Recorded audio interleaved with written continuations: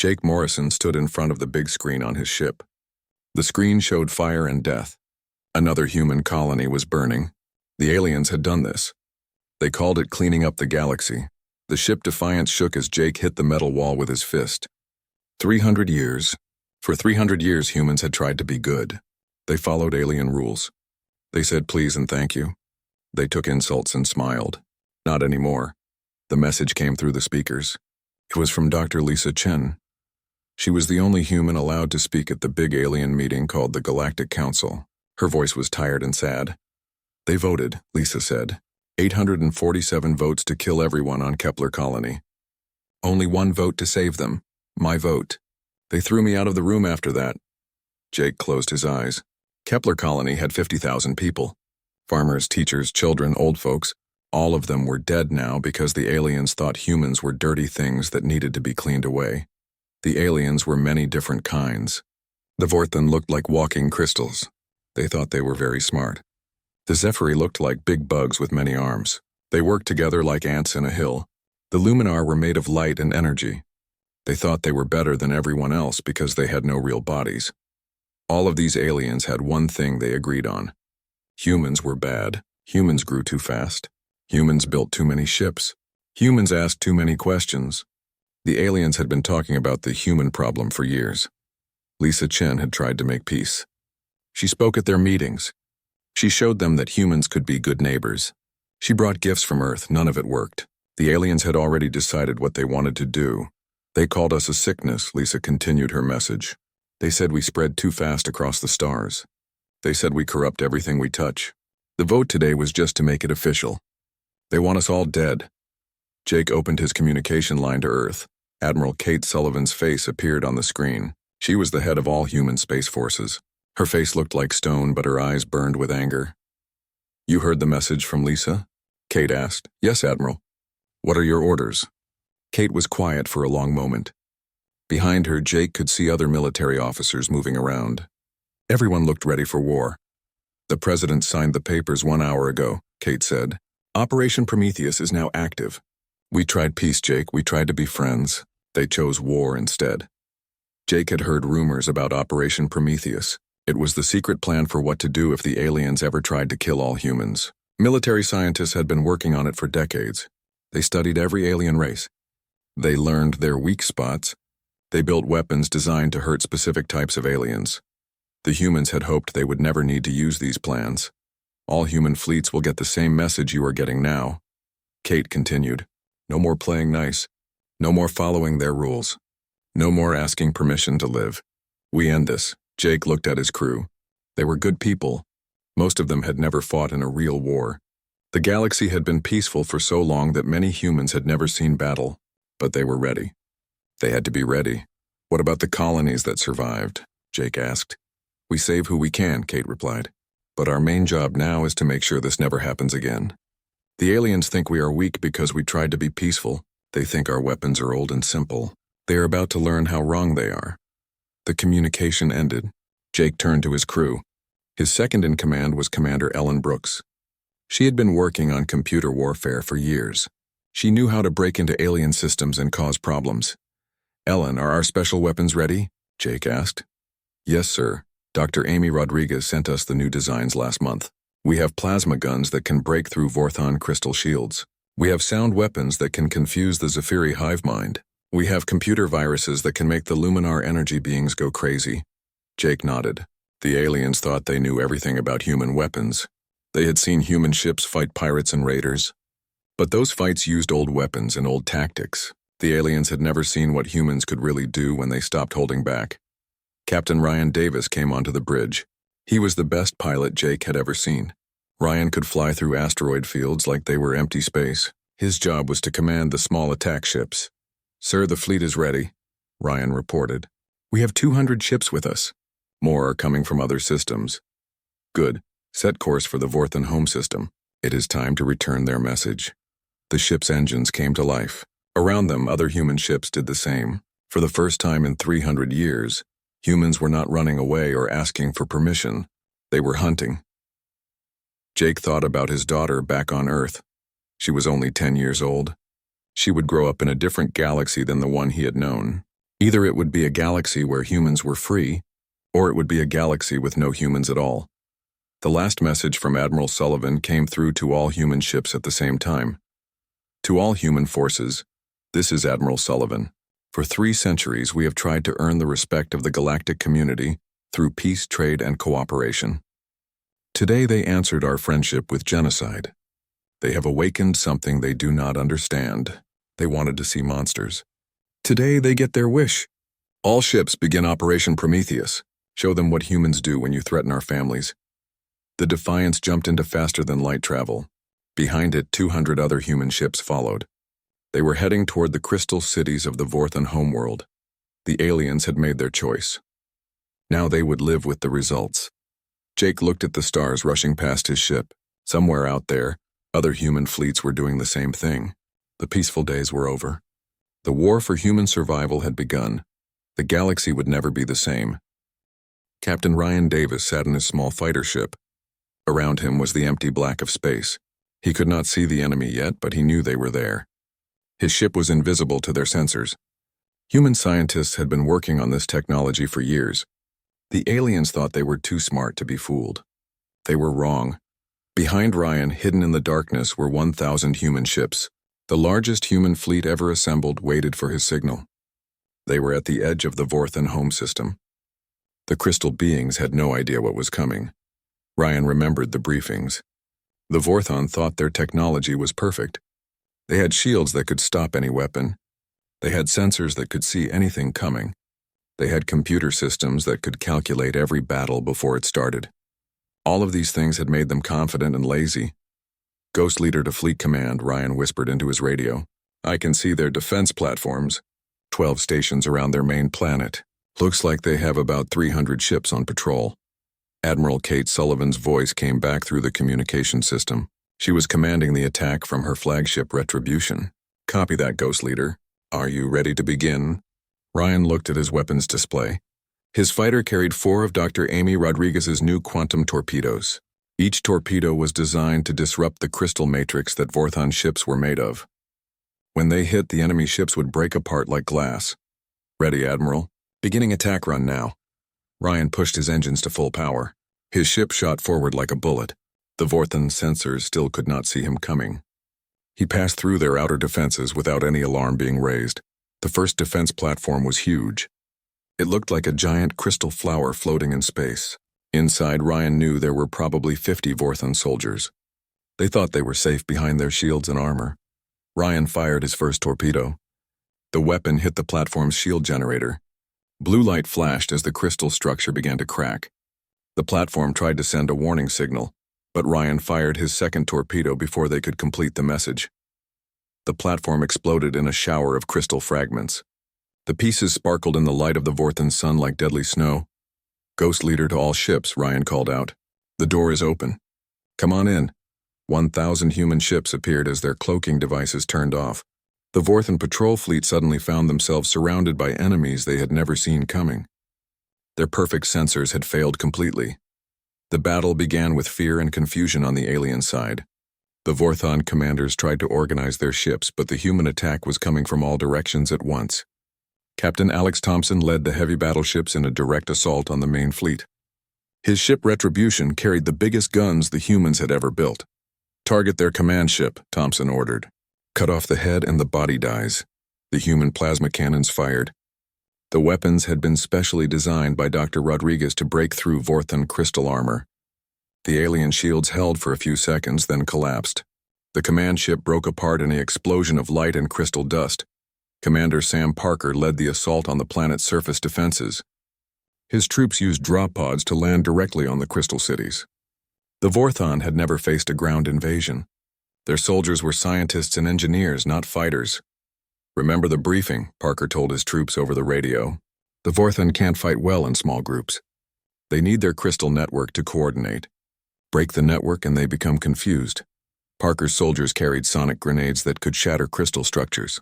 When they exploded near the alien communication towers, the sound waves broke the crystals that the Vorthan used to talk to each other. Without their network, the crystal beings wandered around like lost children. In space, the battle was already over. The human fleet had destroyed 2/3 of the enemy ships in the first hour. The Vorthon weapons could not penetrate the new armor that human engineers had developed. Their tactics were outdated and predictable. Ellen Brooks was busy at her computer station aboard the Defiance. She had hacked into the Vorthon communication network. The aliens used crystal-based computers that they thought were impossible to break into. Ellen's virus programs proved them wrong. "I'm inside their system," Ellen reported to Jake Morrison. "I can see everything. Their fleet positions, their emergency plans, even their personal messages. They're in complete panic," Jake smiled. "Can you send them a message from us?" "Already working on it, sir." Every Vorthon communication device suddenly showed the same image. It was Admiral Sullivan standing on the bridge of her ship. Her message was simple and clear. "People of Vorth," the Admiral said, "you voted to destroy our colonies. You called us a disease that needed to be removed. Today you learn what disease really looks like. Surrender now or share the fate of your fleet." The Vorthon response was immediate. Every remaining ship powered down their weapons. Their orbital platforms went dark. The crystal beings had never faced real war before. They had lived in peace for thousands of years. The sight of their perfect defenses being crushed so easily broke their will to fight. High Commander Zeth Klar of the Vorthon fleet appeared on the communication screen. His crystal body was flickering with colors that meant fear and confusion in Vorthon language.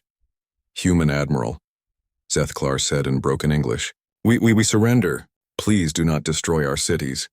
"We did not understand. We did not know." Admiral Sullivan's face showed no emotion. "You understood perfectly when you voted to kill our families. But I am not like you.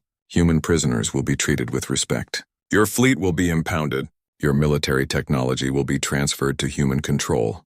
Any resistance will be met with the destruction of your homeworld." The Battle of Vorth lasted 6 hours from start to finish.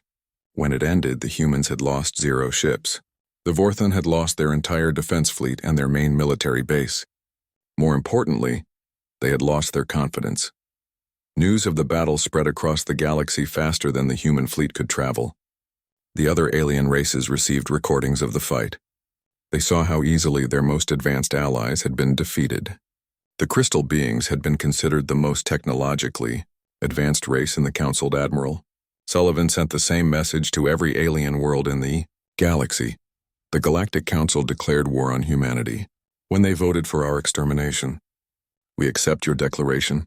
Every council member world will be given one chance to surrender. Any race that continues to fight will face the same fate as the Vorthon fleet. You wanted to remove the human disease from the galaxy. Instead, you have released it. We are coming for all of you." Jake Morrison watched the crystal planet growing smaller behind his ship. The human fleet was already moving toward their next target. Intelligence reports showed that the bug-like Zephyri were gathering their forces at Titan 7. They thought their hive mind coordination would give them an advantage over human tactics. They were about to learn how wrong they were. The age of alien dominance was ending. The age of human expansion was just beginning. Lieutenant Colonel Sam Parker checked his weapon one more time. Around him, 2,000 human soldiers prepared for battle. They were about to attack Titan 7, the main military base of the Zephyri race. The bug-like aliens had been bragging for weeks about how their hive mind would destroy the human invaders. Parker had studied the Zephyri for years. He knew their strengths and their weaknesses. They were fast, strong, and could coordinate attacks perfectly when they were connected to their hive mind. But that connection was also their biggest weakness. "Remember what we practiced," Parker told his troops over the radio. "The bugs think as one big group. Break that connection and they become scared individuals. Use your sonic weapons to cut their mental links. Use isolation grenades to separate them from each other. Once they are alone, they panic." The dropships fell through Titan 7's atmosphere like metal rain. The Zephyri had sensors that could track the ships, but they had never faced this type of assault before. Human military doctrine was different from anything the Council races had ever seen. Zephyri Commander HSS Click watched the landing ships on his tactical display. His insect body clicked with confidence. The humans were making a mistake. They were attacking the most defended military base in Zephyri space. 5 million warrior bugs waited in the tunnels below ground. "Let them come," Hess clicked to his subcommanders. "We will show the galaxy how real soldiers fight." The first human soldiers landed near the base's main entrance. The Zephyri charged out of their tunnels in perfect formation. Their attack was coordinated and deadly, but Parker had expected this. "Deploy sonic barriers now," Parker ordered. Human soldiers activated devices that created walls of sound. The sonic frequencies were specially tuned to disrupt Zephyri brain patterns. When the bug warriors hit the sound walls, their connection to the hive mind was severed. The effect was immediate and terrible. Zephyri, who had been moving as one unit, suddenly found themselves alone in their own heads. They had never experienced individual thought before. The feeling terrified them. Some bugs stopped running and looked around in confusion. Others began making distressed clicking sounds. A few tried to retreat back to their tunnels, but Parker's soldiers were ready for that too. "Second wave, move in," Parker commanded. More human troops landed behind the Zephyri lines. They carried isolation grenades that created pockets of silence around individual bugs. Cut off from both the hive mind and from each other, the alien warriors lost all coordination. Meanwhile, in space above the planet, Ellen Brooks was working her own kind of magic. She had found a way into the Luminar communication network. The energy beings thought they were safe because they had no physical bodies that could be attacked. Ellen was about to prove them wrong. "Jake, I'm inside their system," Ellen reported from her station on the Defiance. "The Luminar use pure energy to communicate. But energy can be corrupted just like any other signal." Ellen's fingers moved across her keyboard like lightning. She was uploading virus programs that she had designed specifically for energy-based life forms. The viruses would fragment the Luminar consciousness, making it impossible for them to think clearly. The first Luminar to be affected was energy singer Talvorth. He was coordinating the orbital defense of 3 systems when Ellen's virus hit him. His consciousness began to split apart. Instead of one clear thought, he suddenly had dozens of conflicting ideas racing through his energy matrix.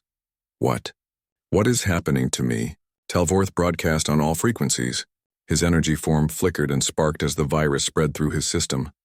Other Luminar tried to help him, but the virus was contagious. It spread through their communication network like fire through dry grass. Within minutes, hundreds of Luminar beings were infected. Their coordinated defense of Council space collapsed as they retreated into isolation to protect themselves. Back on Titan 7, the ground battle was turning into a rout. The Zephyri had never learned to fight as individuals. Without their hive mind connection, they were just confused animals. Parker's soldiers moved through the base methodically, capturing key positions and destroying military equipment. Commander HSS Click tried to rally his forces, but his own connection to the hive mind had been severed by a sonic grenade. For the first time in his life, he was alone in his own head. The experience was so traumatic that he collapsed to the ground and stopped moving entirely. "Sir, we have control of the command center," one of Parker's sergeants reported. Parker looked at the displays that showed Zephyri forces across the planet. Without central coordination, the bug armies were wandering around aimlessly. Some groups were fighting each other because they could not tell friend from enemy. Others had simply stopped functioning and were waiting for orders that would never come. "Good work, everyone," Parker said. "Secure the prisoners and start uploading their military data. I want to know every Zephyri base and ship position in the galaxy." Captain Alex Thompson was having similar success in space. His battleship Retribution led a fleet of 200 human ships against the Zephyri space forces. The bug ships tried to swarm the humans using their traditional hive tactics, but Thompson had studied those tactics for years. "Deploy the scatter charges," Thompson ordered. The human ships fired special missiles that exploded into clouds of metal fragments. The fragments created electromagnetic interference that blocked Zephyri communications. Cut off from their command ships, the bug fighters began flying into each other and crashing into asteroids. "This is almost too easy," Thompson muttered to his crew. They never learned to think for themselves. Dr. Rachel Green watched the battle from her position on Admiral Sullivan's flagship. She was a scientist who studied alien psychology. She had predicted exactly what would happen when the hive mind races faced human warfare. "Admiral," Dr. Green said to Sullivan, "the Zephyri are experiencing complete psychological collapse. They have never been individuals before. The shock of being separated from the hive is more damaging than any physical weapon." Admiral Sullivan nodded. "What about the other races? How will they react to seeing 2 of the Council's strongest members defeated so easily?" "Fear," Dr. Green replied. The Council races built their entire civilization on the belief that they were evolved beyond warfare. They thought violence was a primitive trait that they had outgrown, Watching their advanced defenses fail against human tactics will break something fundamental in their thinking. Reports were coming in from human fleets across the galaxy. Every attack was succeeding beyond expectations. The Vorthan crystal cities had surrendered without fighting. Luminar energy beings were hiding in the deep space between stars. Smaller alien races were sending messages offering to switch sides. But the biggest psychological victory came when the Zephyri homeworld itself surrendered. Queen Ziz's Keth, the supreme leader of the hive mind, appeared on communication screens across the galaxy. Her insect body was shaking with fear. "Human forces," the queen clicked in broken English. "The Zephyri, we yield. We cannot fight beings who break minds as easily as they break ships. We beg for mercy." Admiral Sullivan's response was broadcast to every world in council space. "The mercy you beg for is the same mercy you showed our colonies. The same mercy you voted for in the council chambers. But humans are not like you. We do not murder civilians. We do not destroy worlds. We are conquerors, not genocidal killers. Surrender your military forces and you will live. Continue to fight and you will share the fate of your fleets." Jake Morrison stood on the bridge of the Defiance, watching as Zephyri ships powered down their weapons across the system. In less than a week, humans had broken two of the most powerful races in the galaxy. The aliens who had once spoken of human extermination now begged for their lives. "Sir," Ellen Brooks called from her station, "I'm getting reports from our spy network. The remaining council races are trying to coordinate a final defense. They're gathering at the Concordia station, their mobile capital." Jake smiled. The aliens were making the same mistake they had always made. They thought that bigger numbers would save them. They still did not understand what they were really fighting. "Set course for Concordia station," Jake ordered. "It's time to finish this." The human fleet turned toward their final target. Behind them, two more alien civilizations lay in ruins. Ahead waited the last desperate stand of the Galactic Council. The age of alien supremacy was almost over. Major Claire Williams had been waiting for this moment for 15 years. She sat in a small cafe on the trading station Deep Harbor, watching alien merchants and diplomats go about their daily business. None of them knew that the quiet human woman drinking coffee was about to destroy their entire supply network. Claire had built her spy network slowly and carefully. Humans had been dismissed as harmless by most alien races. They saw humans as good for trade and manual labor, but not smart enough to be real threats. This mistake had allowed Claire to place agents throughout council space. Her communication device buzzed softly. The message was simple. "Operation Nightfall is active." Claire smiled and pressed a button on her device. Across the galaxy, hundreds of human agents received the same signal. The time for hiding was over. On the industrial world of Kepler-9, maintenance worker Ben Hayes was fixing communication equipment in the main control center. The Vorthon engineers trusted him because he had been doing this job for 10 years. They thought he was just another harmless human trying to make a living. Ben opened his toolbox and pulled out a small device that looked like a normal repair tool. He connected it to the main communication array and pressed a hidden switch. The device uploaded a virus that would crash the system in exactly 1 hour.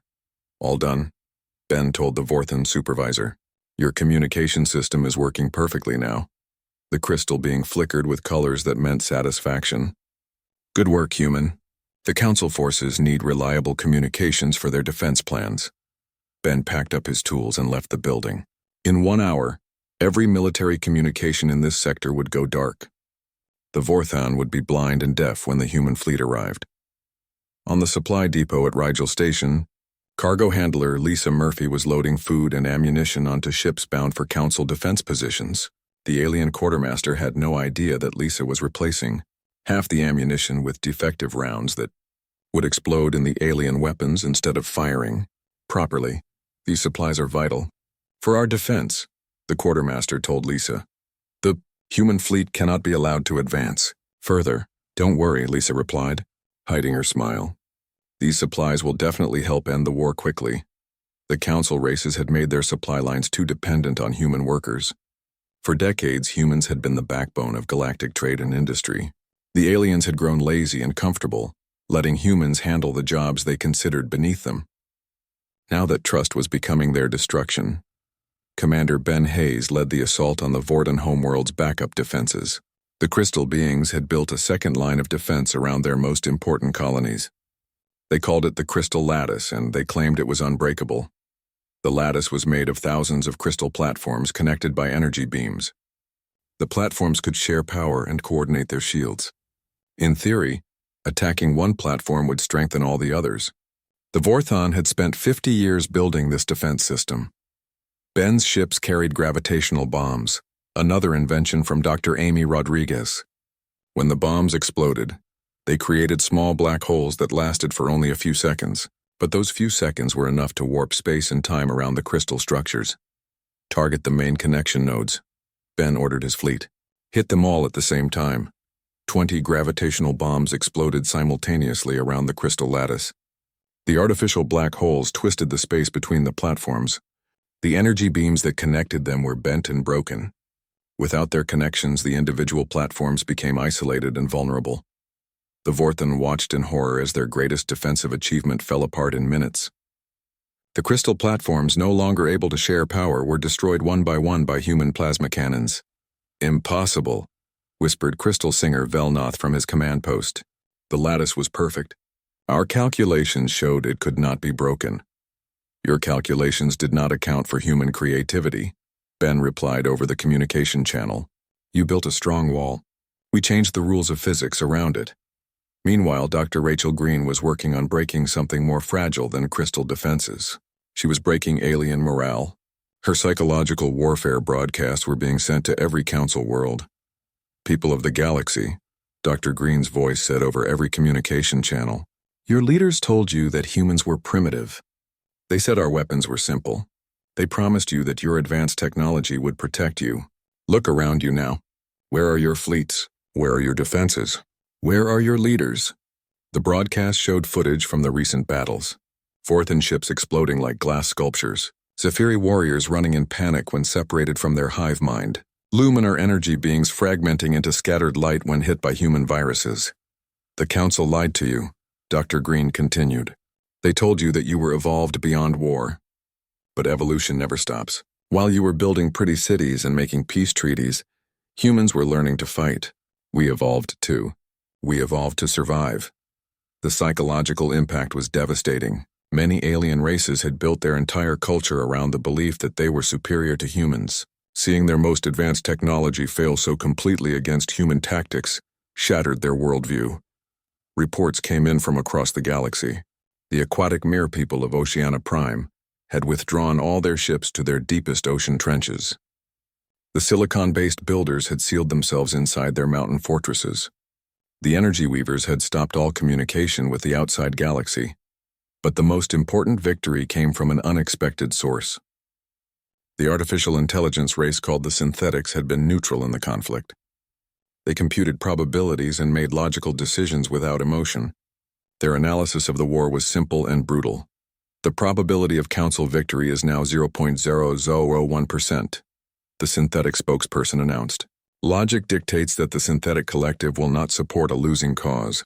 We hereby offer our services to the human military forces." This announcement caused panic among the remaining Council races.